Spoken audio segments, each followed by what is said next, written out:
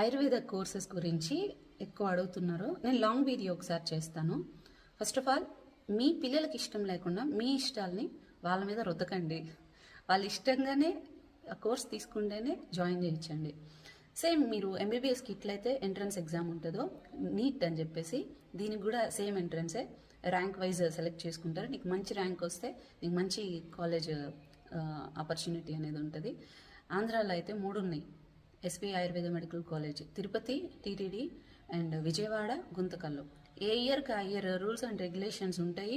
కరెక్ట్గా ఉంటేనే సీట్స్ అనేది నీకు అలో చేస్తారు, లేదంటే ఆ ఇయర్ ఆ కాలేజ్కి సీట్స్ కూడా క్యాన్సిల్ చేస్తారు.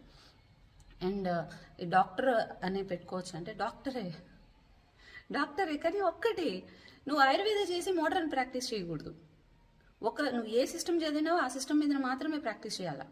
సో డాక్టర్ అనేది వస్తుంది. నరేంద్ర మోడీ గారు వచ్చాక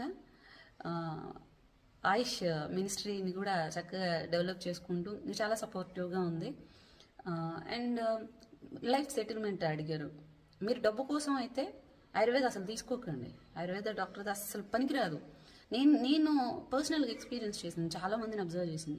ఎవరైతే డబ్బు కోసం కాకుండా సర్వీస్ పర్పస్ మాత్రమే ఉంటారో వాళ్ళకి డబ్బులు, హ్యాపీనెస్ అన్నీ వచ్చినాయి. డబ్బు అని పరిగెత్తకండి. అండ్ ఎవరైతే ప్రాక్టీస్ చేస్తున్నారో ఆయుర్వేద, మీకు ఒకటే సజెషన్ ఇస్తాను: దయచేసి మెడిసిన్ మాత్రమే సజెస్ట్ చేయకండి. వాళ్ళకి మీరు డైటీషియన్ అవ్వాలి, అండ్ ఎక్సర్సైజ్ కూడా చెప్పేటట్లు అవ్వాలి, అన్నీ ఉండాలి. ఎందుకంటే మనది ఆల్రౌండర్ మనం.